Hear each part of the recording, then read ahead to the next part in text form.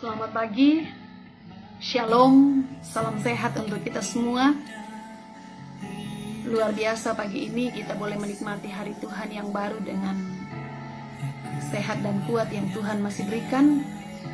Itu berarti Tuhan masih mempercayakan kita waktu dan kesempatan untuk menjadi rekan sekerjanya di tengah-tengah dunia ini, sekaligus menjadi kesempatan kita untuk semakin menjadi lebih baik di hadapan Tuhan. Mari bersama-sama kita memulai segala kegiatan kita di pagi hari ini dengan duduk tenang, memuji bersyukur di hadapan Tuhan, sekaligus membaca dan merenungkan akan firman-Nya. Mari kita memulainya dengan satu dalam doa. Kita berdoa. Sungguh agung Engkau ya Allah, yang kami akui, kami yakini, tidak pernah meninggalkan kehidupan kami. Benar adanya Tuhan, bahwa kasih-Mu tidak pernah berubah dalam hidup kami, kemarin, hari ini, bahkan kami yakini esok hari.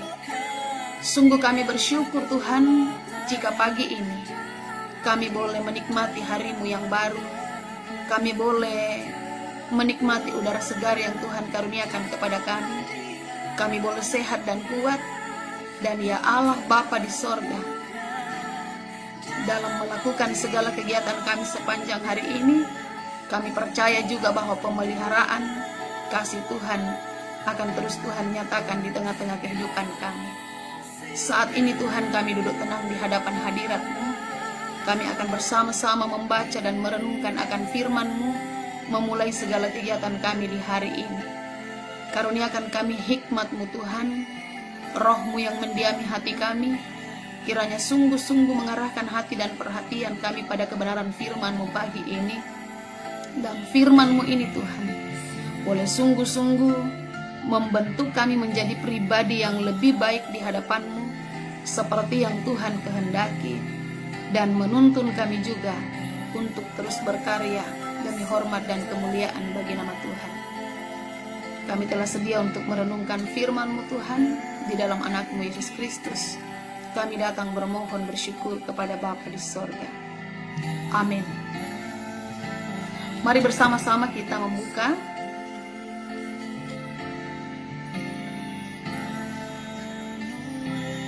Injil Markus pasal 3 ayat yang ke-7 hingga ayat yang ke-12 menjadi pembacaan dan perenungan kita pada pagi hari ini.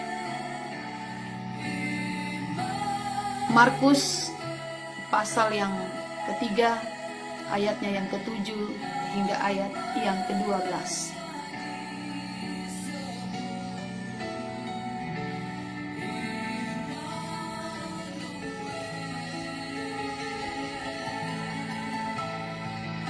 Markus pasal 3, ayat yang ke-7 hingga ayat yang ke-12. Firman Tuhan. Kemudian Yesus dengan murid-muridnya menyingkir ke danau, dan banyak orang dari Galilea mengikutinya, juga dari Yudea, dari Yerusalem, dari Idumea, dari seberang Yordan, dan dari daerah Tirus dan Sidon datang banyak orang kepadanya, sesudah mereka mendengar segala yang dilakukannya. Ia menyuruh murid-muridnya menyediakan sebuah perahu baginya, karena orang banyak itu, supaya mereka jangan sampai menghimpitnya. Sebab ia menyembuhkan banyak orang, sehingga semua penderita penyakit berdesak-desakan kepadanya hendak menjamahnya. Bila mana roh-roh jahat melihat dia, mereka jatuh tersungkur di hadapannya dan berteriak, "Engkaulah Anak Allah." Tetapi ia dengan keras melarang mereka memberitahukan siapa dia. Amin. Sampai sedemikian jauhlah firman Tuhan yang sudah kita baca pada pagi hari ini. Sungguh berbahagia kita jika kita boleh memulai segala kegiatan kita di pagi hari dengan membaca dan merenungkan firman Tuhan. Dan dari pembacaan kita pada pagi hari ini, kita akan renungkan dengan tema penuntun, Yesuslah Anak Allah. Yesuslah Anak Allah. Kalau kita terjemahkan dalam bahasa Toraja, dikatakan Yesu mo tu anakna puang matua. Bapak Ibu saudara-saudara yang kekasih dalam Tuhan, ketika ada orang yang bertanya, bagi Bapak Ibu, siapakah Yesus itu? Kira-kira seperti apa jawaban yang akan kita berikan? Tentunya kita akan menjawabnya seperti apa yang kita alami, kita rasakan, kita lihat sebagai bukti kehadiran Kristus di tengah-tengah kehidupan kita. Pembacaan kita hari ini membawa kita untuk melihat ada beberapa jawaban tentang siapakah Yesus itu. Pertama, mari kita lihat di ayat yang ke-6. Markus 3 ayatnya yang ke-6. Lalu keluarlah orang-orang Farisi dan segera bersekongkol dengan orang-orang Herodian untuk membunuh dia. Bagaimana pandangan orang Farisi dan orang Herodian tentang siapa Yesus itu yang sesungguhnya? Bagi orang Farisi dan orang Herodian, Yesus adalah pribadi yang membahayakan posisi mereka, sehingga mereka yang sebenarnya merupakan dua golongan yang selalu bertentangan, malah dalam konteks ini bersatu dan bersekongkol karena mereka mempunyai tujuan yang sama, yaitu mereka ingin membunuh Yesus. Pertanyaannya, apa yang membuat mereka ingin membunuh Yesus? Apakah karena sesuatu yang dilakukan oleh Yesus itu adalah sesuatu yang salah? Jawabannya tidak. Tapi yang ada dalam pikiran dan tujuan orang Farisi dan orang Herodian ini yang salah. Orang Farisi dan orang Herodian merasa tergeser posisinya. Selama ini mereka dikenal, selama ini mereka yang dipuja-puja, tetapi dengan kehadiran Yesus, popularitas Yesus dengan berbagai hal yang dilakukannya menggeser kedudukan orang-orang Farisi dan orang-orang Herodian sebagai orang yang terkenal, orang yang terpandang pada saat itu. Sehingga lahirlah dalam diri mereka suatu tujuan yang sama, adalah bagaimana membunuh Yesus. Bapak Ibu saudara-saudara yang kekasih dalam Tuhan kita Yesus Kristus, ketika kita melihat orang lain membenci sesamanya, belum tentu karena sesamanya itu melakukan hal yang salah. Tetapi terkadang kebencian itu muncul karena ada sesuatu yang bergeser dalam diri orang-orang yang membenci sesamanya. Lalu yang berikut, terkenal atau popularitas menjadi harapan semua orang. Sehingga terkadang karena ingin menjadi terkenal, karena ingin memiliki popularitas, orang menghalalkan segala cara. Tidak pernah bisa untuk mengakui sekalipun yang dilakukan oleh orang lain itu baik, benar adanya, tetapi sulit bagi orang-orang yang hanya mengejar keterkenalan dan popularitas untuk mengakui. Karena mereka justru memandang orang-orang yang melakukan hal yang baik dan benar itu sebagai saingan. Dan inilah yang dialami oleh orang Farisi dan orang Herodian pada waktu itu, sehingga muncul niat-niat jahat dalam dirinya. Bukan main-main, mereka bersekongkol untuk membunuh Yesus. Bapak Ibu saudara-saudara, terkenal bukanlah hal yang salah. Mencari popularitas bukanlah hal yang salah. Tapi mari kita sama-sama terkenal dan mendapatkan popularitas karena karya kita yang menjadi berkat bagi sesama kita. Lalu yang berikut, karena adanya keinginan oleh orang-orang Farisi dan orang-orang Herodian untuk membunuh Yesus, maka dalam pembacaan kita dikatakan ayatnya yang ke-7, kemudian Yesus dengan murid-muridnya menyingkir ke danau, dan banyak orang dari Galilea mengikutinya, juga dari Yudea. Kabar tentang mujizat yang dilakukan oleh Yesus menarik perhatian orang banyak dari berbagai wilayah. baik wilayah Yahudi maupun non-Yahudi. Berbagai upaya mereka lakukan agar dapat menemui dia, bahkan untuk menyentuh dia supaya mengalami langsung mujizat tersebut. Bagi orang banyak yang datang dari berbagai tempat untuk mencari Yesus, Yesus adalah pribadi yang dapat memenuhi kebutuhan mereka. Sayangnya, kesediaan mereka untuk mengikut Yesus hanya karena tertarik pada mujizat yang dilakukan oleh Yesus. Inilah yang membuat kenapa dalam pembacaan kita hari Selasa kemarin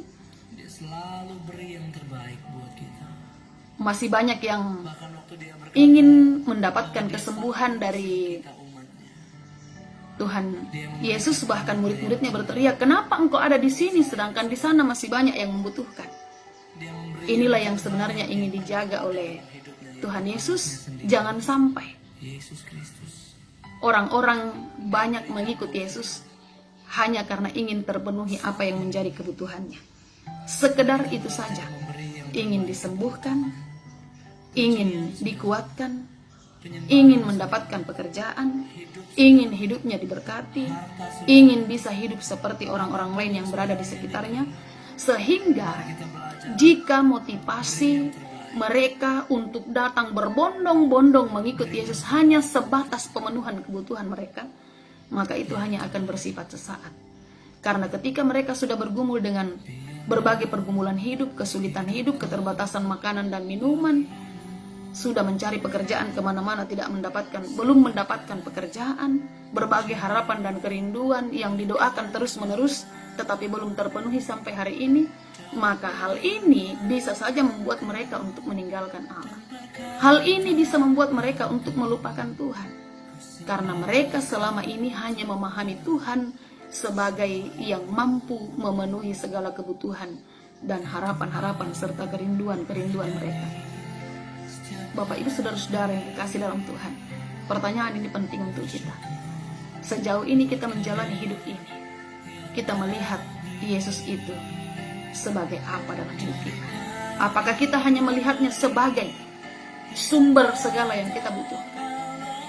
Ataukah benar-benar kita memahami bahwa apapun keadaannya, apapun situasinya, apapun kondisi yang diperhadapkan kepada kita, Tuhan izinkan, Tuhan perkenankan untuk kita jalani.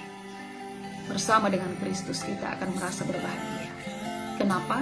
Sekalipun tidak terjawab apa yang menjadi harapan dan kerinduan kita, tapi kita percaya bahwa kekuatan yang daripadanya Ia akan terus berikan untuk kita mampu menjalani hari-hari hidup kita. Sekalipun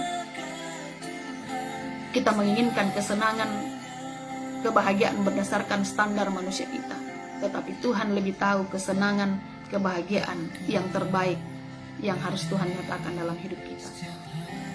Bapak Ibu saudara-saudara yang kekasih dalam Tuhan, kita berasal dari orang yang sesungguhnya sudah tidak punya nilai, sudah tidak layak, sudah tidak punya harga, sudah tidak pantas di hadapan Tuhan karena belenggu dosa. Tapi Yesus, karena cinta kasih-Nya, belas kasihannya yang luar biasa, tidak menginginkan adanya kebinasaan bagi umat-Nya, membeli kita dengan darah yang mahal. Bahkan bukan hanya sekedar dibeli, Ia mengangkat derajat kita dari yang tidak layak menjadi anak-anak Allah. Dan kalau kita anak-anak Allah, berarti kita bagian daripada ahli waris. Bahkan kita sudah dilengkapi dengan jatah masing-masing. Kita sudah memiliki tempat di rumah Bapa. Untuk itu, hari ini, ketika Tuhan masih memberikan kita kesempatan untuk menikmati kehidupan di muka bumi ini, letakkan pemahaman yang tepat bahwa seperti apapun pergumulan, keadaan, situasi yang Tuhan izinkan untuk kita jalani dalam hidup ini, kita harus terus mengucap syukur dalam segala hal. Karena apa? Kita sudah berasal dari pribadi yang tidak pantas, tidak layak, tidak bernilai, tapi menjadi berharga, menjadi bernilai, menjadi sangat layak, bahkan menjadi anak-anak Allah sampai hari ini. Dan kalau kita anak-anak Allah, tidak akan mungkin Allah membiarkan hidup kita. Tetapi ketika Tuhan mengizinkan kita berada dalam situasi yang secara manusia tidak mengenakan, tidak membuat kita nyaman, itu karena Tuhan ingin menjadikan kita teladan bagaimana seharusnya hidup sebagai pribadi-pribadi yang memiliki Yesus dalam hidup kita. Tuhan tidak pernah menjanjikan bahwa kita akan lepas dari pergumulan, lepas dari persoalan. Tapi itu juga adalah bagian daripada cara Tuhan untuk membuat kita melihat kepadanya. Teristimewa melihat keajaiban Tuhan, melihat kedahsyatan Tuhan dalam hidup kita, bahwa benar adanya dalam ketidakmampuan saya, dalam segala pergumulan saya, tidak ada daya untuk melewatinya. Tapi disitulah kita melihat bahwa Tuhan benar-benar dahsyat dan ajaib, membuat kita mampu untuk melewatinya. Jangan menyesali, jangan menghakimi Tuhan dengan keadaan yang mungkin tidak membuat kita nyaman dan bahagia menurut ukuran kita melewatinya hari ini. Tetapi tetaplah bergembira, karena Tuhan tidak pernah meninggalkan kita sedetik pun. Lalu yang berikut, yang ketiga, kita melihat apa jawaban yang diberikan ketika ditanyakan siapa Yesus itu. Ayat 11, bila mana roh-roh jahat melihat dia, mereka jatuh tersungkur di hadapannya dan berteriak, Engkaulah anak Allah. Tetapi ia dengan keras melarang mereka memberitahukan siapa dia. Ada 3 jawaban yang muncul. Yang pertama, dari orang Farisi dan orang Herodian melihat Yesus itu sebagai saingan, sehingga mereka berusaha untuk membunuh Yesus. Melihat Yesus itu sebagai orang yang melakukan sesuatu yang tidak benar, sehingga ada upaya untuk menyingkirkan Yesus. Lalu yang kedua, orang banyak melihat Yesus sebagai yang sanggup melakukan segala hal dalam hidup ini, sehingga mereka berbondong-bondong untuk datang, karena mereka mau lepas dari segala hal yang mereka anggap tidak membuat mereka nyaman. Hanya sebatas itu. Tetapi roh-roh jahat sangat mengenal Yesus sebagai anak Allah. Luar biasa. Justru roh-roh jahat yang menyatakan pengakuannya, yang melihat Yesus, mengenal Yesus sebagai anak Allah. Lalu pertanyaannya, kenapa Yesus melarang untuk menyatakan, memperkenalkan identitasnya sebagai anak Allah, sebagaimana yang disampaikan dalam ayat 12? Karena Yesus tidak ingin orang-orang terjebak untuk memahami bahwa Yesus anak Allah adalah Yesus yang hadir hanya untuk menjawab setiap kebutuhan orang-orang. Yesus tidak ingin bahwa identitasnya sebagai anak Allah hanya sebatas pemberi mujizat, tetapi Yesus ingin ia dikenal sebagai juru selamat yang akan memulihkan hubungan manusia dengan Allah, tetapi melalui salib dan penderitaan. Bapak Ibu saudara-saudara yang kekasih dalam Tuhan kita Yesus Kristus, status Yesus sebagai anak Allah bukan hanya dinyatakan dalam bentuk demonstrasi kuasa dan mujizat. Jadi jangan kita terkungkung dalam sebuah pemahaman bahwa Yesus itu adalah yang sanggup melakukan mujizat, sehingga yang kita lakukan hanya berdoa mohon mujizat, berdoa mohon berkat. Ya, ada istilah yang sering mengatakan bahwa kita menjadikan Yesus itu sebagai security. Jaga kami Tuhan, ada virus corona, tolong kami Tuhan, ada ini, lindungi kami Tuhan. Hanya sebatas itu. Lalu yang kedua, Tuhan, suami saya belum bekerja, Tuhan sudah lama kami, berkati kami, anak kami mau kuliah dan lain sebagainya. Boleh kita meminta hal yang demikian, karena kita tahu Allah kita sanggup melakukan segalanya di tengah-tengah kehidupan kita. Tapi kita hanya sebatas meminta, mengetuk, mencari. Tapi Tuhan akan menjawab sesuai dengan cara yang Tuhan pandang baik untuk ia nyatakan di tengah-tengah kehidupan kita. Kadang-kadang sangat jauh berbeda dengan apa yang kita bayangkan, apa yang kita harapkan. Tetapi tujuannya menjawab apa yang menjadi pergumulan kita.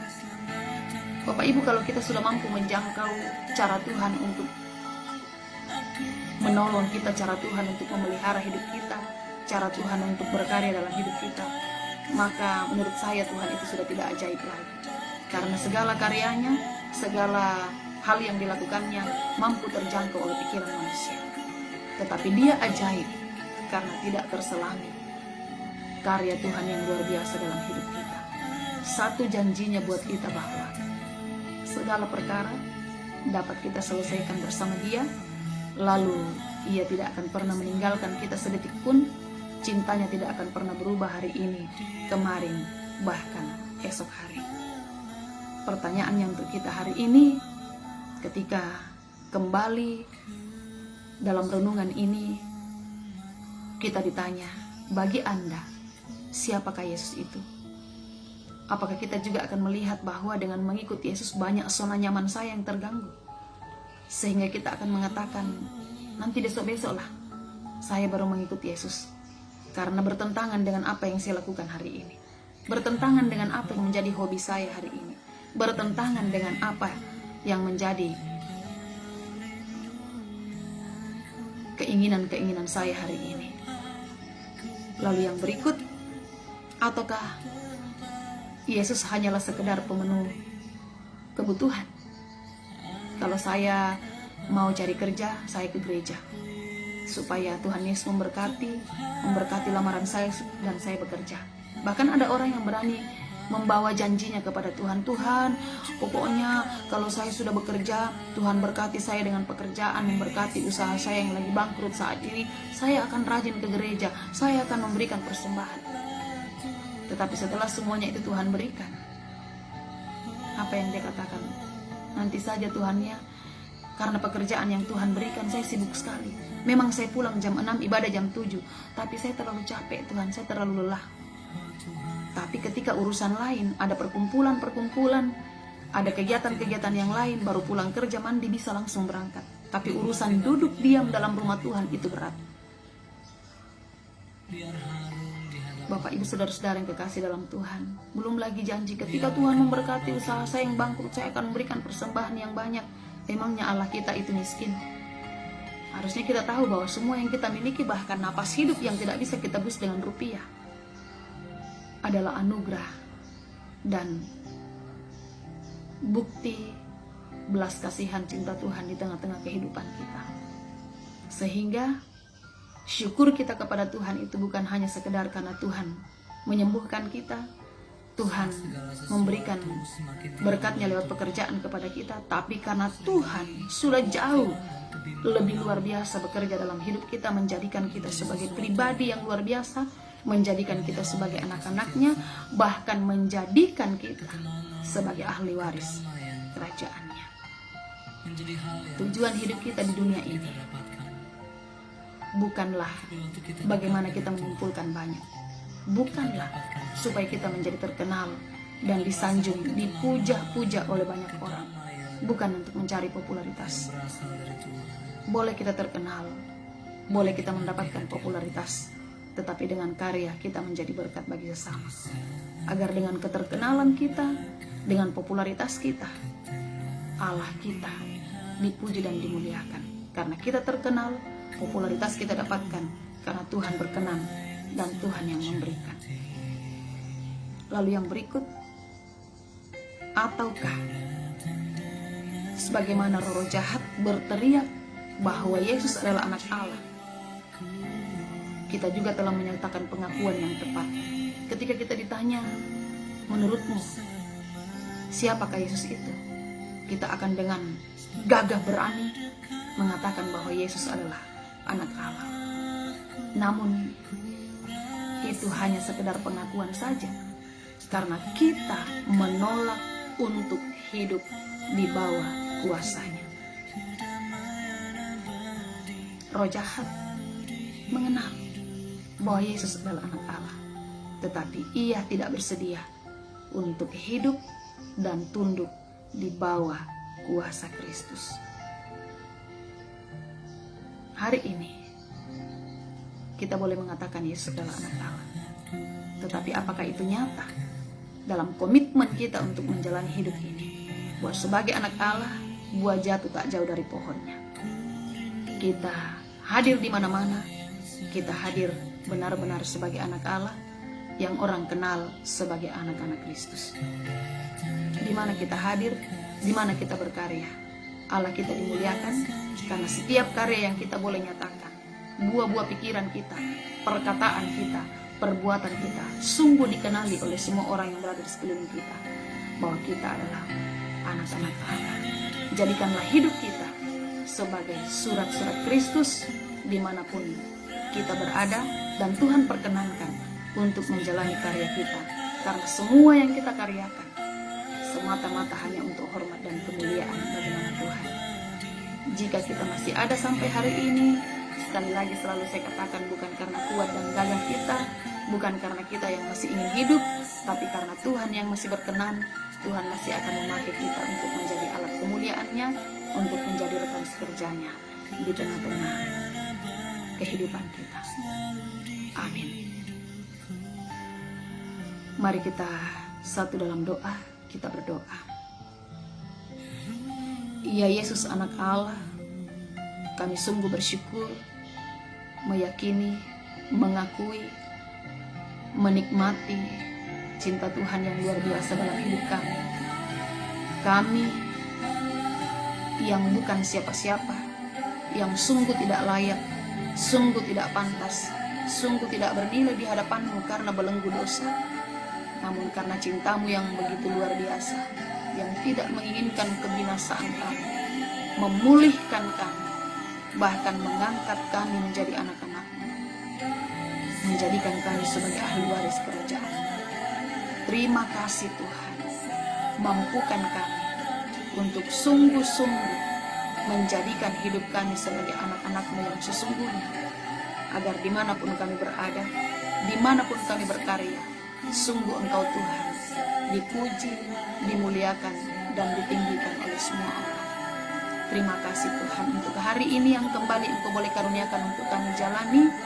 Lengkapi kami Tuhan dengan kesehatan, kekuatan, dan pemeliharaan daripada-Mu, agar dalam semua hal yang akan kami kerjakan hari ini, sebagai perwujudan dari tanggung jawab kami lakukan dengan gembira, kami lakukan dengan sukacita, karena kami tahu Engkau Allah ada bersama-sama dengan kami, menopang, menguatkan, memelihara, dan mencukupkan segala yang menjadi kebutuhan kami. Terima kasih Tuhan. Bersatu hati kami terus berdoa untuk umat-Mu di muka bumi ini Tuhan, yang saat ini sungguh berada dalam pergumulan, perjuangan, dan tekanan, duka cita karena kehilangan anggota keluarga, kehilangan tempat tinggal, kehilangan orang-orang yang mereka kasihi, keterbatasan makanan dan minuman, terbaring dalam ruang-ruang isolasi, terbaring lemah di rumah-rumah sakit, berada dalam penjara, atau dimanapun Tuhan. Engkau mengenal kebutuhan, harapan, dan kerinduan masing-masing mereka. Gerakkan setiap kami, pakai orang-orang terdekat mereka Tuhan, untuk menjadi tangan-Mu yang terulur, menolong, membebaskan mereka dari apa yang menjadi pergumulan mereka saat ini, menjawab setiap kebutuhan, harapan, dan kerinduan mereka, sehingga dalam segala keadaan kami Tuhan, kami terus menaruh pengharapan kami kepada-Mu, karena kami yakini, kami akui Engkau Yesus anak Allah yang sanggup melakukan segala perkara di tengah-tengah kehidupan kami.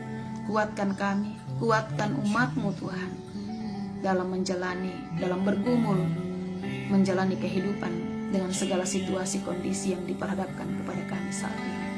Terima kasih Tuhan, kami sambut hari-Mu ini dengan penuh ucapan syukur di dalam anak-Mu Yesus Kristus, yang kami percaya Tuhan dan Juru Selamat kami yang hidup, Sang Pemelihara jiwa kami, Gembala kami yang baik, dan sumber berkat di tengah-tengah kehidupan kami yang selalu menaruh pengharapan kepada-Mu. Amin. Demikianlah renungan kita pada pagi hari ini. Terima kasih untuk Bapak Ibu yang boleh bersama-sama dengan kami untuk duduk tenang. Kita memulai segala aktivitas kita hari ini dengan memuji memuliakan Tuhan. Selamat menikmati hari karunia Tuhan hari ini. Selamat menikmati kasih dan rahmat Tuhan yang baru yang Tuhan selalu sediakan di pagi hari. Tuhan memberkati kita semua.